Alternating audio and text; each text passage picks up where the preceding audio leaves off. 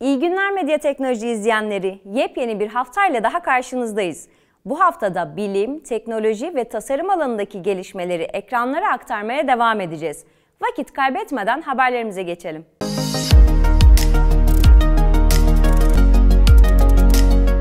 Uzay ve yapay zeka çalışmaları dışında sağlık alanında da teknolojik gelişmeler devam ediyor. Giyilebilir teknoloji sayesinde görme engelliler için bir cihaz geliştirildi.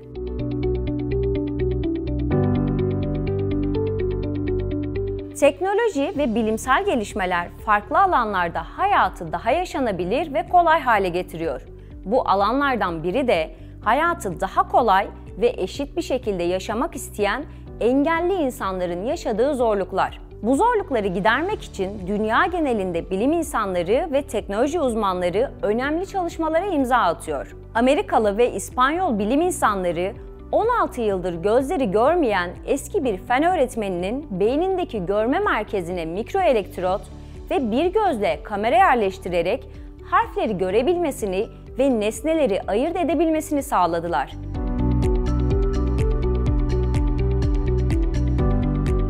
Öğretmen mikroelektrodu 6 ay boyunca kullandı ve beyin aktivitesinde ya da diğer sağlık komplikasyonlarında herhangi bir bozulma yaşamadı. The Journal of Clinical Investigation'da bu hafta yayınlanan çalışmaya göre gözlüğe yerleştirilen kamera doğrudan beynin görme merkezine yerleştirilen mikroelektroda görsel veri gönderiyor ve bu da kişinin görmesini sağlıyor. Bilim insanlarının senelerdir üzerine çalıştığı bu teknoloji bir düş ve hayal olmanın ötesine geçiyor. Miguel Hernández Üniversitesi araştırmacıları arasında yer alan bilim insanı Eduardo Fernández, bu tür cihazların görme yetisini kaybetmiş insanlar için işlevsel görüşü geri kazanma potansiyelini göstererek ileriye doğru önemli bir adım attık açıklamasında bulundu. Çalışmayı test etmek için öğretmen Gomez'e bir video oyunu oynatıldı. Oyunda bir ekranda Maggie Simpson'ın sol veya sağ elinde silah tutan görüntüsü belirdi ve öğretmenin silahı tutan eli doğru bilmesi istendi. Gomez, gözlük ve mikroelektrot arasındaki veri etkileşimi sayesinde bunu yapmayı başardı. Bunun yanı sıra Gomez'den alfabedeki harfleri bilmesi istendi. Fakat sistem tüm harfleri tanımlayamadı. Gomez sadece I, L, C, V ve O gibi bazı harfleri ayırt edebildi. Bu çalışmanın Mayıs 2024 tarihine kadar devam edeceği bildirildi.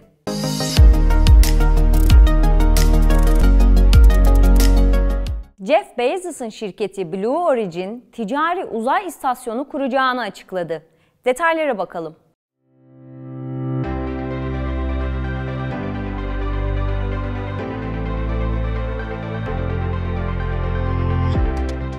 Amazon'un kurucusu Jeff Bezos'un sahibi olduğu Blue Origin adlı uzay turizmi şirketi, ticari bir uzay istasyonu inşa etmeyi planladığını açıkladı. İstasyon, birden fazla amaca hizmet edebilecek bir iş merkezi olarak düşünülüyor ve içinde aynı anda 10 kişinin yaşayabilmesi hedefleniyor. Şirket yöneticileri 2030'a kadar bitirmeyi hedefledikleri istasyonun adının Orbital Reef olacağını duyurdu.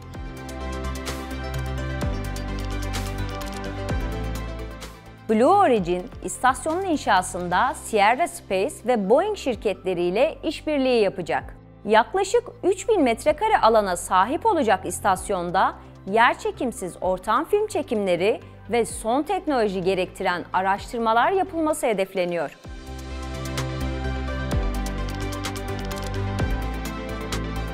Basın toplantısında konuşan Sierra Space ve Blue Origin temsilcileri, İstasyonun maliyetinin ne kadar olacağına dair soruları yanıtsız bıraktı. Fakat proje Bezos'tan sağlam bir destek almış gibi gözüküyor. Bezos, Blue Origin'e yılda 1 milyar dolar kaynak sağlayacağını açıklamıştı. Bu haber, NASA'nın 20 yaşındaki Uluslararası Uzay İstasyonu'nun yenisini inşa etme planını ilan ettiği bir dönemde ortaya çıktı. ISS'in 2030 yılına kadar bütçesi bulunsa da istasyonun büyük bir tamirata ihtiyacı var. Rus yetkililer istasyondaki çağ dışı kalmış teknolojilerin bir güvenlik tehdidi oluşturduğunu ve 2025'ten sonra ISS'ten çekilebileceklerini söylemişti. Buna yanıt olarak NASA, bu yıl yeni bir uzay istasyonu inşası için 400 milyon dolarlık ihaleye çıkmıştı. İhale için büyük bir rekabet yaşanabilir.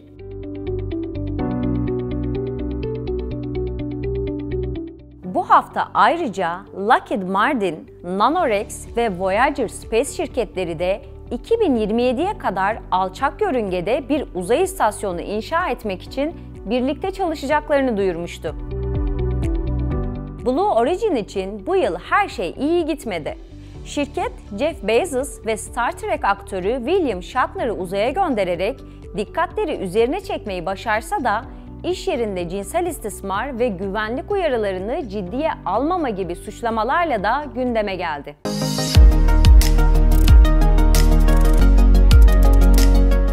Ara bölümümüzde geçen hafta silahlandırılıp bu haftada şehir merkezinde sosyalleştirilmeye çalışılan robot köpekler var. Görüntülere hep beraber bakalım.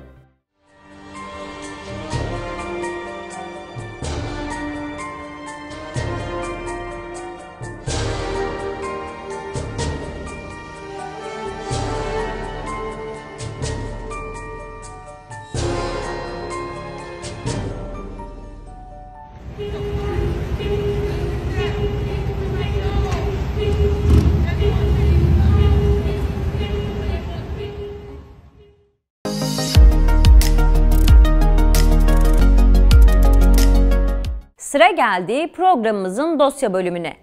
Bu hafta son zamanlarda adından çokça bahsettiren ve yatırımcısı oldukça çok olan dijital atılımdan bahsedeceğiz. Metaverse, büyük teknoloji şirketlerinin, pazarlamacıların ve analistlerin son dönemde dillerinden düşürmedikleri bir sistem. Hem dikkat çekiyor hem de Facebook CEO'su Mark Zuckerberg ve Epic Games CEO'su Tim Sweeney gibi teknolojinin önde gelen isimlerinin de geleceğe dönük yatırımlarını ciddi oranda etkiliyor.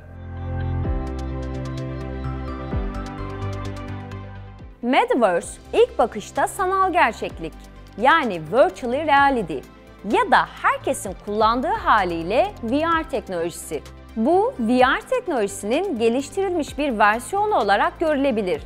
Ancak bazıları Metaverse teknolojisinin internetin geleceği olduğunu düşünüyor. Aslında birçokları modern akıllı telefonlar 1980'lerin tıknaz cep telefonları için neyse, Metaverse'ün de sanal gerçeklik teknolojisi için o olduğunu düşünüyor. Bilgisayar başında olmak yerine Metaverse'te bütün dijital ortamların birbirlerine bağlandığı bir sanal dünyaya yalnızca kulaklık ve gözlükten oluşan bir takımla girilebilir. Çoğunlukla bilgisayar oyunları için kullanılan mevcut sanal gerçeklikten farklı olarak Metaverse ile girilen kurgusal evrende iş yapabilir, oyun oynayabilir, sinema salonuna gidebilir veya sadece gezinebilirsiniz. Birçokları bu evrende kendisinin bir temsilcisi olan 3 boyutlu bir avatar yaratıp onu kullanabileceğini tasavvur ediyor. Şimdilik bu yalnızca bir fikir olduğu için Metaverse için üzerinde uzlaşılmış tek bir tanım yok. Son 10 yıldır adından bahsettiren bu teknoloji ne oldu da şimdi daha popüler oldu? Dijital dünyada ve artırılmış gerçeklikte her birkaç yılda bir bazı trendler ortaya çıkıyor. Ama genelde bunlar kısa bir süre sonra sönüyor. Bu aralar zengin yatırımcılar ve büyük teknoloji şirketleri arasında da Metaverse ile ilgili büyük bir heyecan var. Eğer denildiği gibi internetin geleceği olursa diye hiç kimse geri kalmak istemiyor. Ayrıca özellikle bilgisayar oyunlarındaki VR teknolojisinde kaydedilen gelişmeler ve cihazlar arası bağlanılabilirlik özelliğinin ihtiyaç duyulan seviyelere yaklaşmasıyla ilk defa teknolojinin de bu sisteme uygun olduğu hissiyatı var. Facebook'un bu alana müdahil olması ise Metaverse'ü önceliklerinden biri haline getirmesiyle oldu. Oculus setiyle Facebook sanal gerçekliğe büyük bir yatırım yaptı ve bu setleri rakiplerine kıyasla daha ucuz hale getirdi. Bazı analistlere göre ucuz satış kararıyla zararı bile göze almış olabilir. Facebook, sosyal mekanlar ve gerçek dünyayla etkileşim kuranlar dahil iş yerleri içinde sanal gerçeklik uygulamaları geliştiriyor. Genelde rakiplerinin şirketlerini satın almakla bilinen Facebook, Metaverse teknolojisinin tek bir şirket tarafından bir gecede geliştirilemeyeceğini iddia ettiği için işbirliği sözü verdi. Facebook, duyarlı ve sorumluluklar çerçevesinde Metaverse'ün geliştirilmesine yardımcı olması için kar amacı gütmeyen gruplara 50 milyon dolar yatırım yaptı. Ancak şirket gerçek Metaverse fikrinin hayata geçmesinin en az 10 ila 15 yıl alacağını düşünüyor. Metaverse teknolojisine ilgi duyan diğer şirketlerden Fortnite geliştiricisi Epic Games'in başkanı Sweeney de uzun zamandır Metaverse teknolojisiyle ilgili heveslerinden bahsediyordu. Çok oyunculu sanal oyuncular 10 yıllar boyunca interaktif dünyaları paylaştı. Bazı fikir ve tasarımlarının ortak olması dışında bu oyunlar Metaverse sayılmıyor. Fortnite son yıllarda ürün yelpazesini genişletip konserler ve marka etkinlikleri gibi faaliyetleri de kendi dijital dünyasına taşıdı. Örneğin Roblox, binlerce bireysel oyunun daha geniş bir ekosisteme bağlandığı bir platform. Öte yandan 3D geliştirme platformu Unity de dijital ikizlere, gerçek dünyanın dijital kopyalarına yatırım yapıyor. Grafik şirketi Nvidia da Omniverse adını verdiği 3D sanal dünyaları birbirine bağlayan bir platform geliştiriyor. Her ne kadar bu teknolojiye en çok bilgisayar oyunlarında karşılaşmış olsak da tüm bunlar sadece bilgisayar oyunları için tasarlanmıyor. Metaverse teknolojisinin ne olduğu ile ilgili birçok fikir ortaya atılsa da öngörülerin çoğu bu teknolojinin merkezinde sanal ortamda toplumsal insan etkileşimi olacağı yönünde. Örneğin Facebook, Workplace adlı sanal gerçeklik uygulamasıyla veya Horizons adlı sosyal ortamla denemeler yapıyor. Her ikisi de kendi sanal avatar sistemlerini kullanıyor. Facebook'un Workplace uygulaması, herkesin gerçek dünyada kendi bilgisayarlarını aynı anda kullanabilecekleri bir VR toplantı ortamı tasarlıyor. Bir diğer sanal gerçeklik uygulaması VRChat. Bu uygulama tamamen sanal ortamda dolanmaya, chat yapmaya odaklı. Yeni ortamlar keşfedip yeni insanlarla tanışmanın dışında herhangi bir amacı ya da maksadı yok. Sweeney kısa bir süre önce Washington Post gazetesine verdiği röportajda bir otomobil üreticisinin yeni model bir aracın reklamını yapabilmesi için aracı test sürüşü yapabileceği, gerçek zamanlı, gerçek dünyaya bırakabileceği bir dünya tasavvur ettiğini söylemişti. Belki de ileride internetten alışveriş yaptığınızda önce dijital kıyafetleri üzerinizde deneyeceksiniz, sonra da sipariş vermek için gerçek dünyaya döneceksiniz. Peki bugün bu teknoloji yaşamda ne kadar yer alıyor? VR teknolojisi son yıllarda geliştirilmiş kulaklık ve gözlük setleriyle çok mesafe kat etti. Bu setlerde oyuncuları sanal dünyada dolanırken kendi gözlerinizle 3 boyutlu olarak takip edebileceğiniz bir sistem de var. Bu setler giderek de yaygınlaşıyor. Oculus Quest 2 VR oyun setleri 2020 yılında en çok talep gören Noel hediyelerinden biriydi. NFT'lere duyulan ilgideki artışla da dijital ürünlerde sahipliğe ilişkin güvenli yollar da keşfedilmiş oldu. Bu da sanal ekonominin işleyebileceğine işaret ediyor. Daha gelişmiş dijital dünyaların daha iyi, daha istikrarlı ve daha güvenilir bağlantılara ihtiyacı olacak. Bu da 5G teknolojisinin yayılmasıyla sağlanabilir.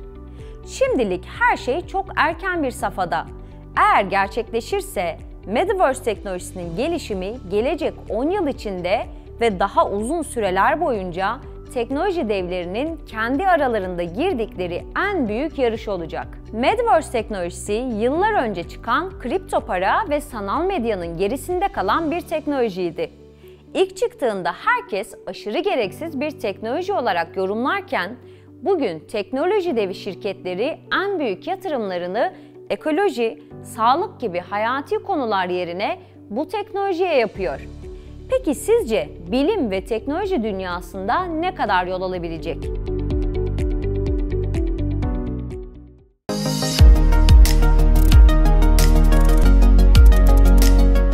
Yeni bir programla görüşünceye dek bilimle kalın.